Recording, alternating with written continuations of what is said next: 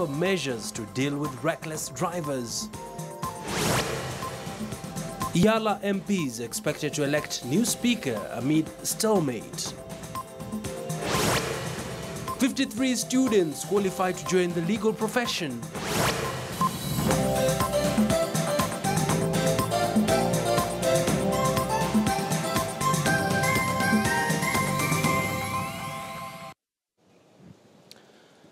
A very good afternoon and welcome to KTN News Desk. My name is Abi Agina. We start off straight from Tanzania, where the regional parliament failed to elect a speaker yesterday after the session was boycotted by Tanzania and Burundi. This was only the first day of sittings following a long suspension caused by Kenya's row over nominees.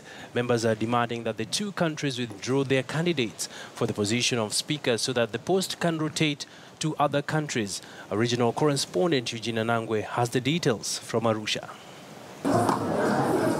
Each and every member from the 5 East African Community member states was present for the first item on the order paper. One by one, they stepped forward to take their oath of office. I, Honorable Barimiyawe Jean-Claude. It is the Speaker's election process that suffered a major blow after the House was unable to conduct any further business due to a quorum hitch caused by the staged walkout of both Burundian and Tanzanian members. As we have been sworn in, I would say we use persuasion. We persuade Burundi, we persuade Tanzania, they go back to the House. Because democratically, you cannot fight when you're outside. We don't know the grievances. They need to come to the House, speak out, we listen to them, then we make judgment. Take it very seriously. Ugandan member Fred Mbide had filed a motion to bar Tanzania from contesting the position of Speaker. Accordingly, by necessary interpretation of rotation as a principle enshrined within the treaty, Tanzania does not qualify. So vying is like a bicycle. It is intended to administer in cohesion amongst the assembly. It is intended to actually work against the cohesion and good neighborliness, using the assembly as a tool. And Tanzania needs to now be told in no uncertain terms that unlawfulness and illegality shall not be accepted on the floor of the House. While Burundi is eligible to present a candidate under the principle of rotation, the country's candidate Leontine Nseimana is being rejected because the Secretary General of the East African Community is a Burundian. The role of an assembly is to oversee the executive. So when you have a speaker from the same country and the Secretary General is from the same country, there will be issues of conflict of interest. And that is why, obviously, it is only fair that the speakership comes from a partner state than the one that they have given the Secretary General. They should have elected a speaker, then now deal with quorum issues when you are dealing with a motion. Because quorum all over the world is used to frustrate. You want to ensure that a particular business does not succeed, because you can create an environment that that business doesn't succeed. So that when a new business in the order paper is put in place, you can come and prosecute that business. But you cannot frustrate the House being there, because it has to be there first, then you can frustrate businesses using quorum. The clerk had to issue a 15-minute break to allow for further consultations and probably give time to all the missing members to join their colleagues, but that did not work. Even the sound of this fell on deaf ears. The Tanzanian and Burundian members who had decided to boycott kept off the proceedings completely. Tomorrow. In the end, the session had to be adjourned to Tuesday. In reference to all this and the discussion that has been on this House, it is true we don't seem to be moving on the same and a similar direction.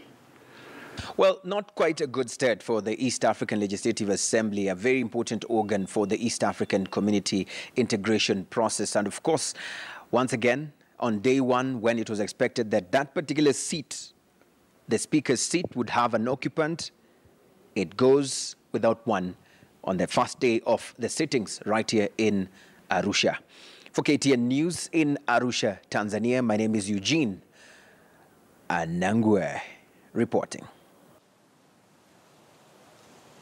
Many thanks, Eugene, for that update. And Coming closer home now, the Moi Teaching and Referral Hospital has announced plans to begin the local manufacturing of drugs and medical equipment in an effort to cut down on huge costs of healthcare provision.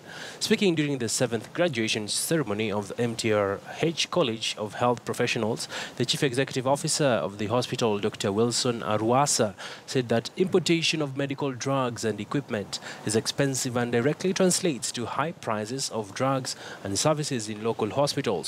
Dr. David Njoroge, the Deputy Director of Medical Services, echoed Arusha's sentiments that there is a shortage of key medical specialists in the country, like neurologists and oncologists, which informs the need to enhance training locally and abroad.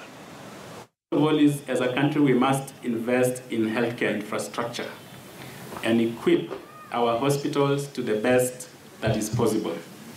Once we do that with the necessary human resource, which we are training, with the necessary attitudes and aptitudes to work with good customer care, and we are also going to start manufacturing our own medical equipment in partnership with the best, the biggest manufacturers in the world, and manufacture medicines right here in Kenya to make the cost of healthcare come down and allow for that universal health coverage. You can be sure no person will go to those countries again for healthcare. We have less than 10 oncologists in this country. We are spending a lot of money as a government to train them outside the country. We have a few that are training in South Africa, a few in Egypt, Zimbabwe, and also Tanzania. But I don't know why we should take our money to those countries. Well, we want to take a quick break. We still have more news from across the country. Do keep it locked on KTN News.